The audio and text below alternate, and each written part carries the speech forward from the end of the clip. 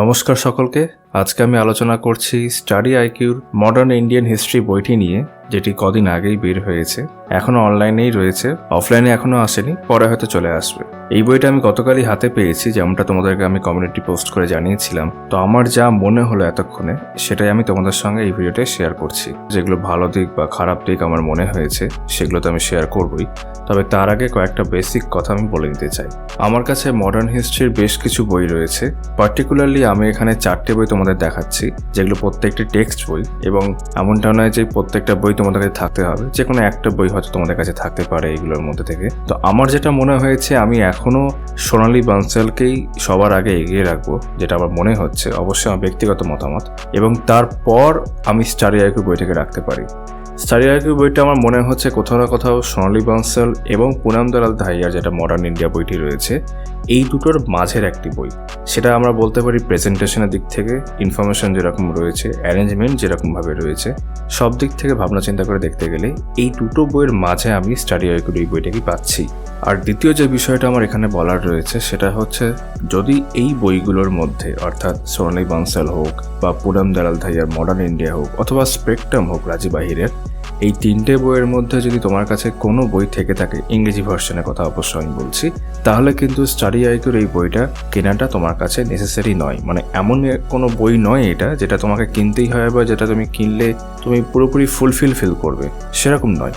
কিন্তু একই সঙ্গে এটাও আমি বলতে চাইবো, স্টাডি আইকিউর এই বইটি কিন্তু বেশ ভালো করেছে, এবং বিভিন্ন দিক থেকে দেখতে গেলে কিন্তু এটা একটা পুরোপুরি এক্সাম ওরিয়েন্টেড বই। মানে একটা এক্সামকে মাথায় রেখে, সেটা ইউপিএসসি হোক অথবা বিভিন্ন স্টেটের যেগুলো সিভিল সার্ভিস এক্সাম রয়েছে, সেইগুলোকে মাথায় রেখে আমার যেরকম ইনফরমেশন প্রয়োজন, সেই জায়গা থেকে কিন্তু এই বইটাকে দেখতে গেলে বেশ ভালো বই। তো আমার রেটিং অনুযায়ী আমি এই বইটাকে দিতে চাইবো 4 স্টার্স আউট অফ 5। এবার আমরা 3টে বিষয় নিয়ে আলোচনা করবো পরপর। প্রথম হচ্ছে এই বইটার ভালো দিক, যেগুলো আমি দেখতে পেয়েছি এতক্ষণে। দ্বিতীয় হচ্ছে খারাপ দিক, যেটা আমার মনে হয়েছে বা সম্ভাবনা আছে বলে মনে হয়েছে। এবং তার সঙ্গে সূচিপত্র, অর্থাৎ কন্টেন্টস। যদি তোমাদের মনে হয় তোমরা কন্টেন্টটা এখনই দেখতে চাও, তাহলে স্ক্রিনে যে সময়টা দেখাচ্ছে সেখানে গিয়ে দেখতে পারো। এই বইটার সব থেকে ভালো দিক যেটা, সেটা হচ্ছে এই বইটার প্রেজেন্টেশন। এখানে প্রেজেন্টেশন বলতে শুধুমাত্র দেখতে ভালো লাগার কথা আমি বলছি না। প্রেজেন্টেশন বলতে আমার যে ইনফরমেশনটা যেভাবে আমার কাছে প্রেজেন্ট করা হচ্ছে, যেভাবে সেটাকে হাইলাইট করা হচ্ছে লাল কালিতে, বা কোনো একটা প্যারাগ্রাফকে যেভাবে বিভিন্ন পার্টে ভাগ করা হয়েছে, বা ইম্পর্টেন্ট পয়েন্টগুলো যেগুলোকে সারফেসে আনা হয়েছে। মানে আমি একটা পুরো প্যারাগ্রাফ পড়ে যে ইম্পর্টেন্ট পয়েন্টগুলো পেতাম, সেগুলো আগে থেকেই ফুটে উঠছে সারফেসে, সেগুলোতে ডিরেক্টলি আমার চোখ পড়ে যাচ্ছে। এই যে প্রেজেন্টেশনটা, এবং তোমাদের যখন আমি সূচিপত্র দেখাবো, তোমরা যদি এতক্ষণ না দেখে থাকো, শেষে দেখতে পাবে যেভাবে পুরো বইটাকে ভাগ করা হয়েছে বিভিন্ন chapter, sub chapter. Overall presentation কিন্তু ভীষণ ভালো। যেমনটা আমি ইতিমধ্যেই বললাম যে এই বইটাকে আমি রাখছি সোনালী বানসাল এবং পুনাম দালাল ধাইয়ার মাঝের একটি বই। কারণ ইন জেনারেল বেশিরভাগ ক্ষেত্রে কোনো একটা টপিক সোনালী বানসালে যে পরিমাণ দেওয়া রয়েছে, এখানে তার থেকে একটু কম রয়েছে। ইন জেনারেল বলছি, সব ক্ষেত্রে না, মানে বেশিরভাগ ক্ষেত্রে।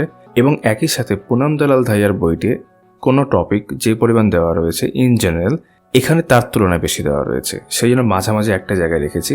এবং অনেক ক্ষেত্রে তুমি সিমিলারিটিস দেখতে পাবে এই দুটো বইয়ের সাথে, এই পার্টিকুলার স্টাডি আইকিউ বইটির। ভালো দিকের মধ্যে আরও একটি গুরুত্বপূর্ণ পয়েন্ট হচ্ছে, এর চ্যাপ্টারে একদম শেষে যে মিসলেনিয়াস পোর্শনটা আছে, সেটা কিন্তু খুব ভালো করে বানানো হয়েছে। বিশেষ করে সেখানে যে ইম্পর্টেন্ট কংগ্রেস সেশনসগুলো রয়েছে, একই সাথে গভর্নর জেনারেলস অ্যান্ড ভাইস রয়েস, সেই যে পোর্শনটা, সেটা বেশ ভালো লাগলো আমার। এবং সেখানে যে আরও পোর্শনগুলো রয়েছে, যেমন ইম্পর্টেন্ট বুকস, ইম্পর্টেন্ট অ্যাসোসিয়েশনস, সব কিছু মিলেই বেশ ভালো লেগেছে আমার। তো ওভারঅল এই বইটা দেখতে গেলে ভালো দিকই বেশি রয়েছে। এবং অবশ্যই না উল্লেখ করলেই নয়, এই বইয়ের যে পেজ কোয়ালিটি, সেটা বেশ ভালো। তো ওভারঅল ভালো দিককে যদি আমি সাম আপ করি, তাহলে এটা এমন একটা বই যেটা পড়তে তোমার ভালো লাগবে।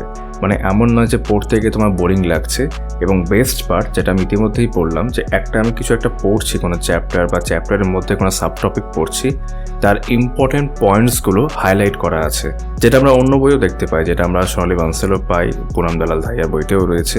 এখানেও সেই বিষয়টা রয়েছে, বরং বেশি রয়েছে বলে মনে হচ্ছে। সেটা কিন্তু খুব হেল্পফুল।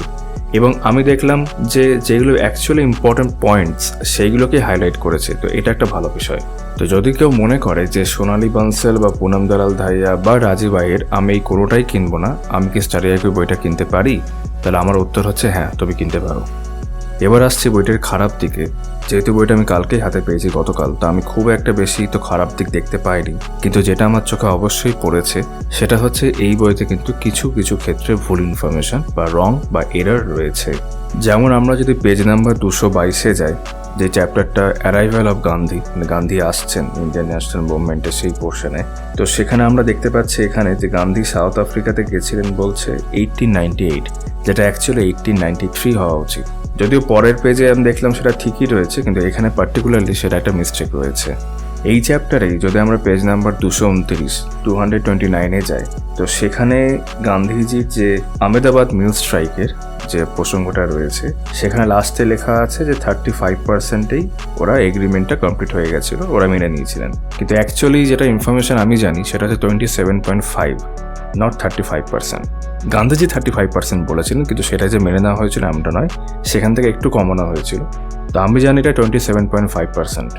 একই রকমভাবে আমরা যদি পেজ নাম্বার 189 যাই, স্বদেশী মুভমেন্ট যে চ্যাপ্টারটি রয়েছে, সেখানে আমরা দেখতে পাচ্ছি যে পার্টিশনের যে অ্যানাউন্সমেন্ট সেটা 1905 সালের 20 জুলাই এখানে রয়েছে।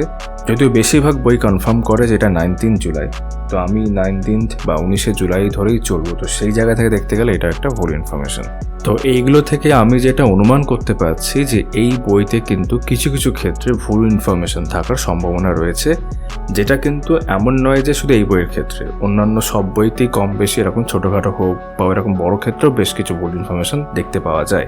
তো এই বইটাও সেরকম কোনো ব্যতিক্রম হচ্ছে না, এটা আমি অনুমান করতে পারছি। এবার যদি বইটার দাম প্রসঙ্গে আসি, তো বইটা যেটা প্রিন্টেড প্রাইস যেটা বইটার উপর রয়েছে সেটা হচ্ছে 699। তো আমি এটা অনলাইনেই কিনেছি এবং এখন অব্দি এটা অনলাইনেই পাওয়া যাচ্ছে, পরবর্তীকালে হয়তো কলেজ স্ট্রিটেও পাওয়া যাবে। তো অনলাইনে আমি যখন অর্ডার করেছিলাম তখন 49% আমি ডিসকাউন্ট পেয়েছিলাম, এখন সম্ভবত 50% ডিসকাউন্ট দিচ্ছে। তো আমার পড়েছে 360, এবং সেখানে আমার এখন ডেলিভারি চার্জ কিন্তু লাগেনি। তোমরা যারা দেখতে চাও আমি ডেসক্রিপশন বক্সে লিঙ্ক দিয়ে রাখছি, দেখতে পারো। এবার আমরা দেখবো বইটার কন্টেন্ট। এখানে আমি বিশেষ করে আর কিছু বলছি না, কন্টেন্টটা অনেকটা বড়, আমি পুরোটাই দেখাবো, তোমরা দেখতে পারো।